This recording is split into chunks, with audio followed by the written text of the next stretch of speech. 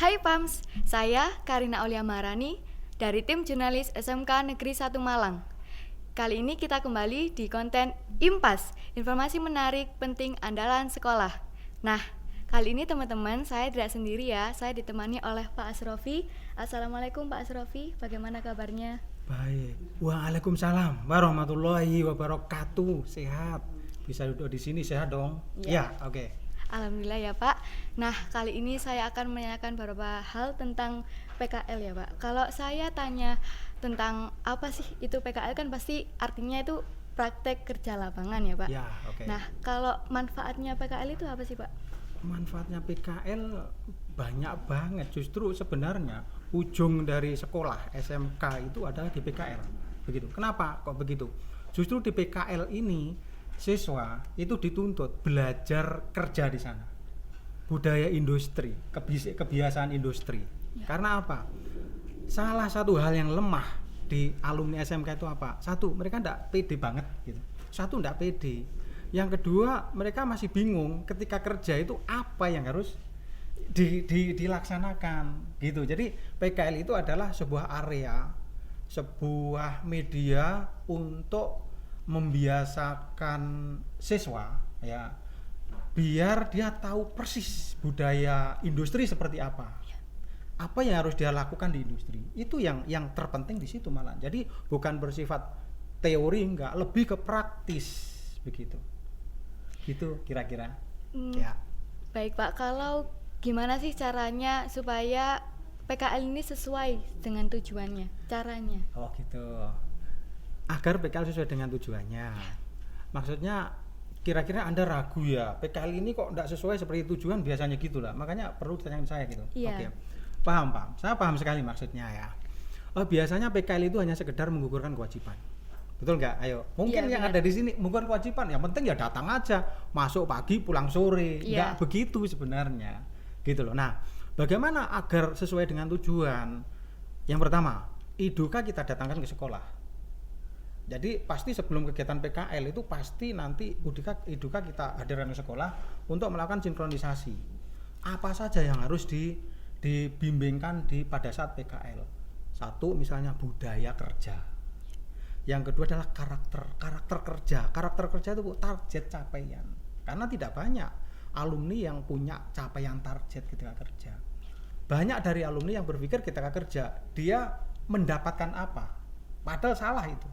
Harusnya adalah dia memberikan apa kepada IDUKA. Itu menjadi penting.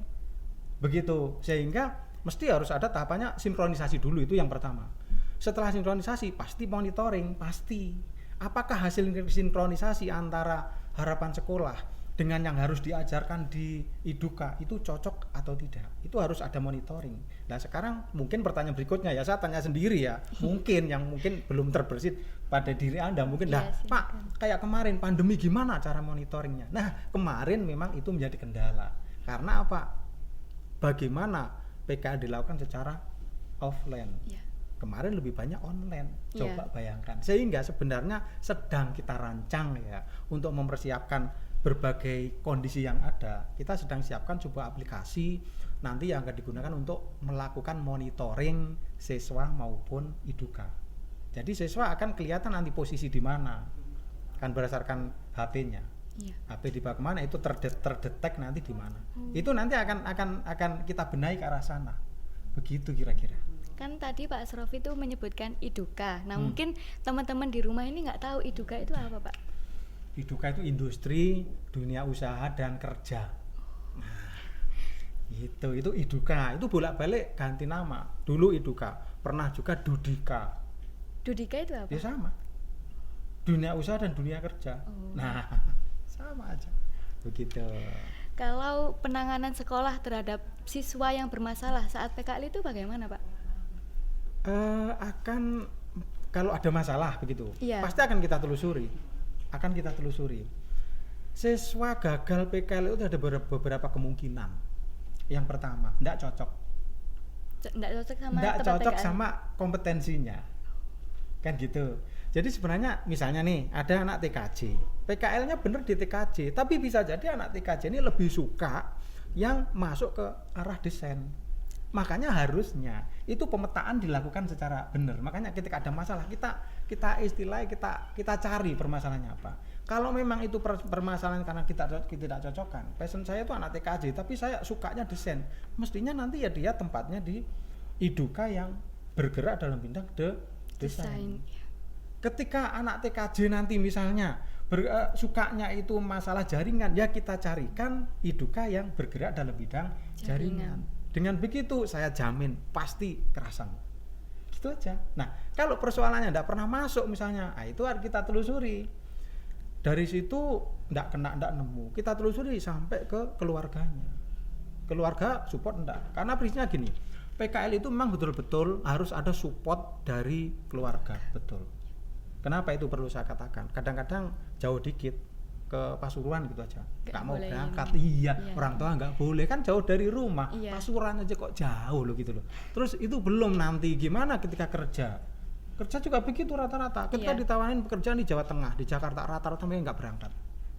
Itu yang lemahnya di sana. Itu yang harus diperkuat. Begitu. Karena restu orang tua kan juga penting ya, Pak. Iya betul. Makanya yang perlu dirubah menjadi apa namanya? Menjadi tugas sekolah sebenarnya adalah siswanya, orang tuanya. Sehingga akhirnya diberikan restu. Begitu. Ya.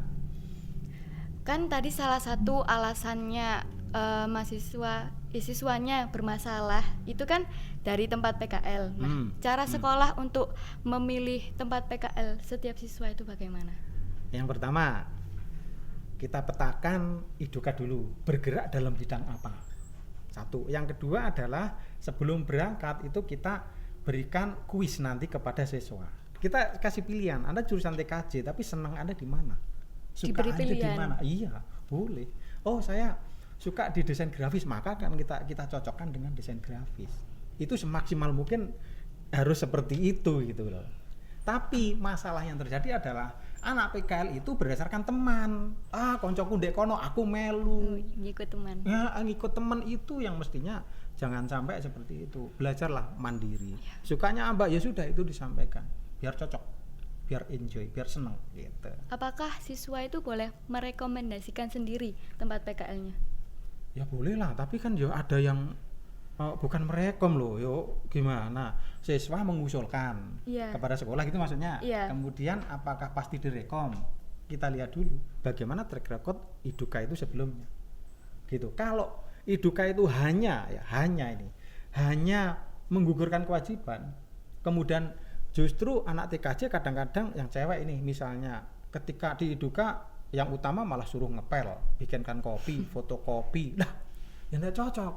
Kalau memang itu yang terjadi dan ada aduan dari siswa, maka kita akan segera evaluasi, akan segera kita pindahkan ke tempat lain. Maka disitulah fungsi dari adanya sinkronisasi antara IDUKA atau DUDIKA dengan sekolah. Biar klop gitu. Karena kalau dulu IDUKA itu pokok dapat tenaga gratis gitu dari sekolah. Pokoknya sak oke ndak apa-apa gitu. Padahal ndak begitu. Ada tanggung jawab yang besar sekali sebenarnya di IDUKA sana untuk generasi berikutnya.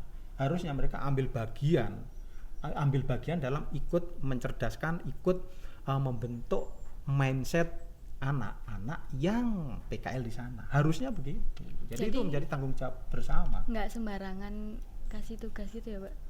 Ya iya, ya harus cocok dengan tuntutan sinkronisasi. Anak ini goalnya apa? Anak misalnya tadi karena anak ini sukanya desain, misalnya seperti itu. Ya, tolong dong gitu. IDUKA mengarahkan ke desain.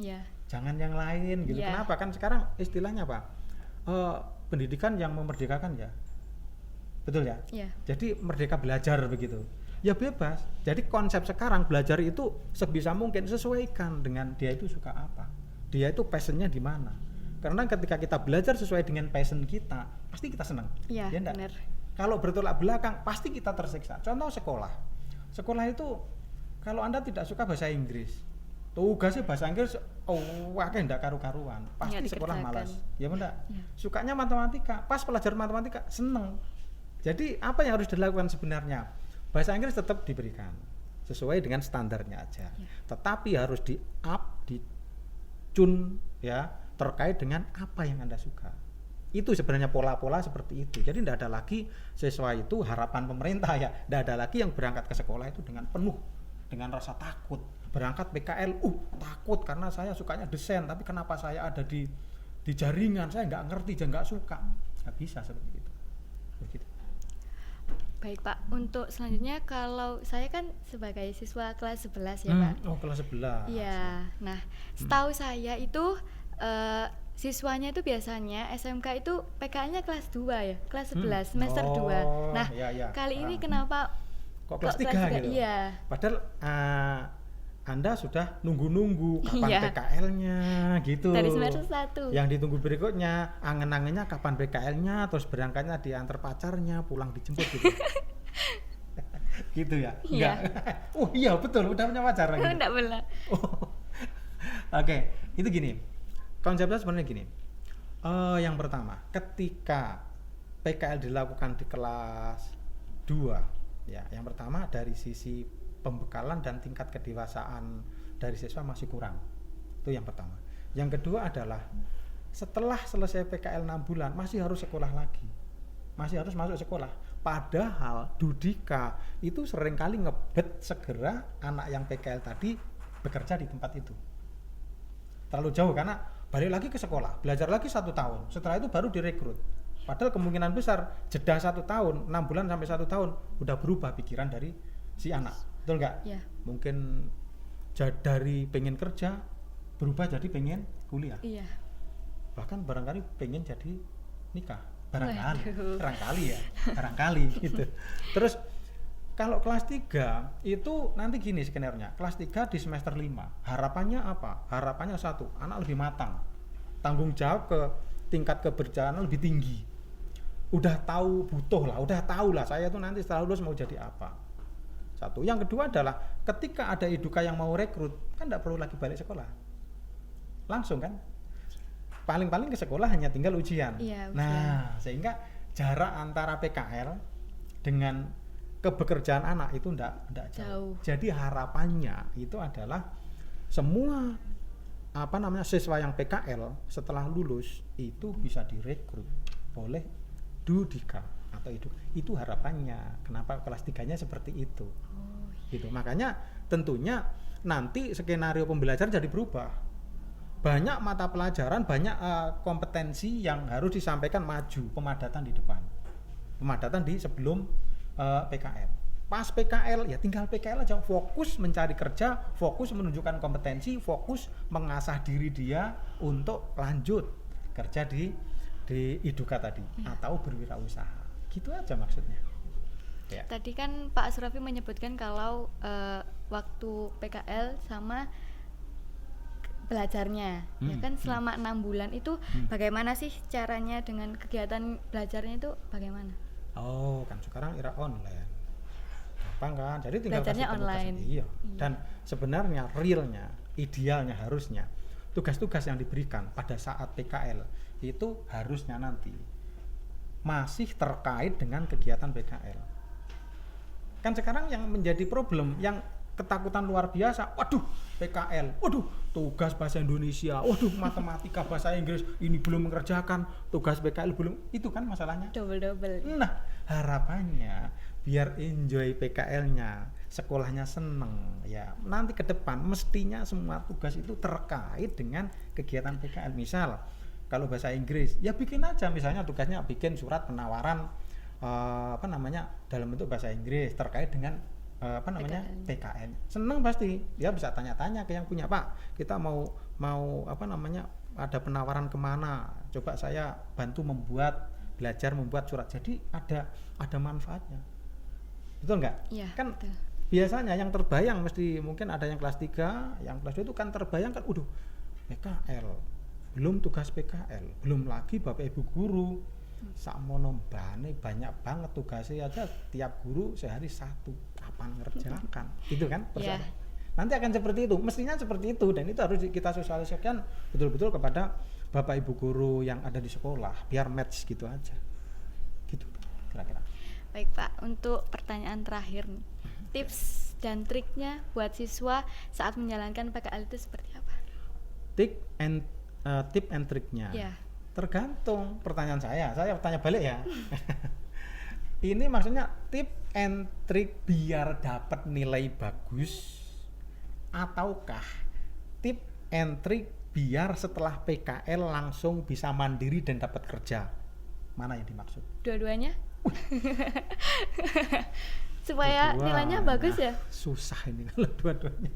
Oke, saya jelaskan. Yang pertama, kalau memang biar nilainya bagus, ya satu, selalu mengerjakan tugas.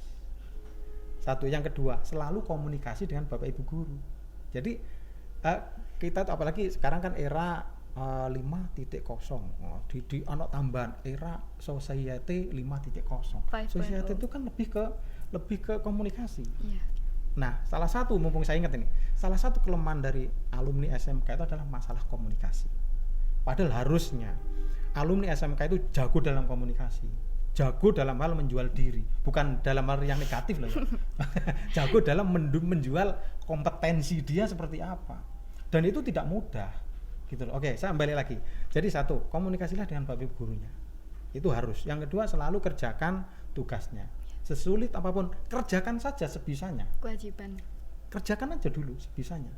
Syukur-syukur nanti sekolah akan bisa memahamkan Bapak Ibu guru. Kalau Bapak Ibu guru kalau ngasih tugas yang terkait dengan PKL ya, itu lebih enak lagi kan, lebih menyenangkan. Itu aja. Jadi satu, komunikasi, yang kedua kerjakan semua tugasnya. Wis pokoknya kerjakan aja. Gak peduli salah atau bener. Tapi sebisa mungkin kerjakan sendiri. Ojo rek jiplak ngono lali tulis namanya tetap kirim gitu aja. Pasti aja akhirnya dicoret sama Bapak Ibu guru. Satu. Kemudian yang kedua tadi terkait dengan tip and trick untuk sukses terkait dengan kepekerjaan dengan kompetensi ya. Satu, ikuti semua SOP yang dari sana.